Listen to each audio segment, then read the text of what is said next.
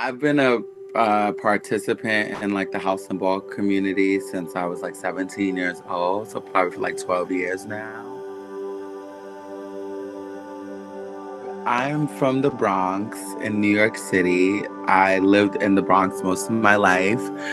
I, but now I live in Brooklyn. Like as an adult, I feel like, Brooklyn is more my speed. It represents me and like the intersections that I, identify with. There's space for me in Brooklyn. So like this is home. And so involved in that. I feel like that was like a space and time where like I was trying to figure out myself to navigate, and like performing in ballroom was my way of like expressing myself and like kind of like my therapy, and like meeting people, meeting family, getting support. And like as a young person, like I met someone named Genovia, who's like my best friend to this day, my sister actually.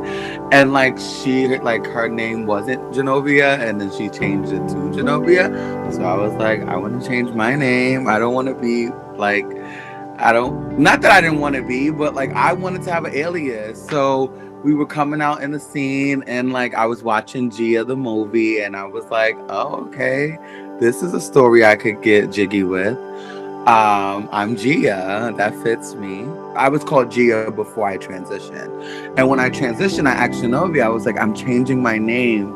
Everyone calls me Gia already, but I was like, I'm changing my name. What do I want my name to be legally? And she was like, your name is Gia. And I was like, that's my name.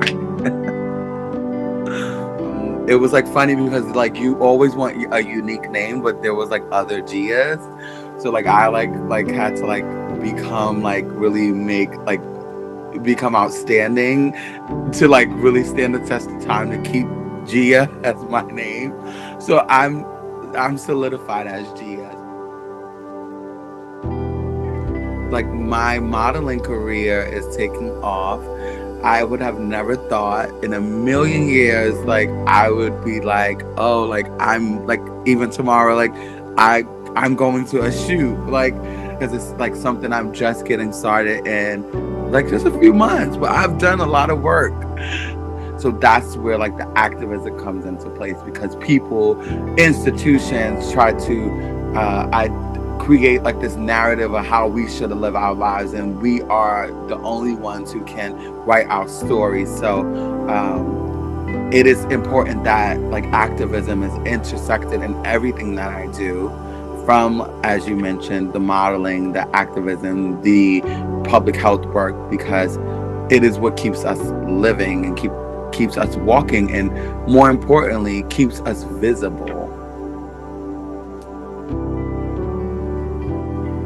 I'm really excited to see what the future holds for me as a Black trans woman who's plus size, who has a voice. So I'm not just a beauty, I'm a voice. And I think that I can really contribute to the transformation of the consciousness of what beauty means, right? Because I know that when I grew up, I didn't see people like myself in beautiful ways that I deem beautiful. And that kind of really made me not think that I could be a model until I turned 30 years old. So this is a new thing for me.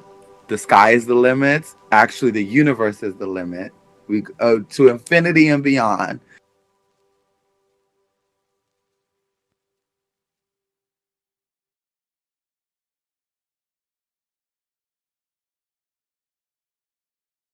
Like, to be honest, like No, yeah, you're a I'm at talent. I know, but I'm at work right now. But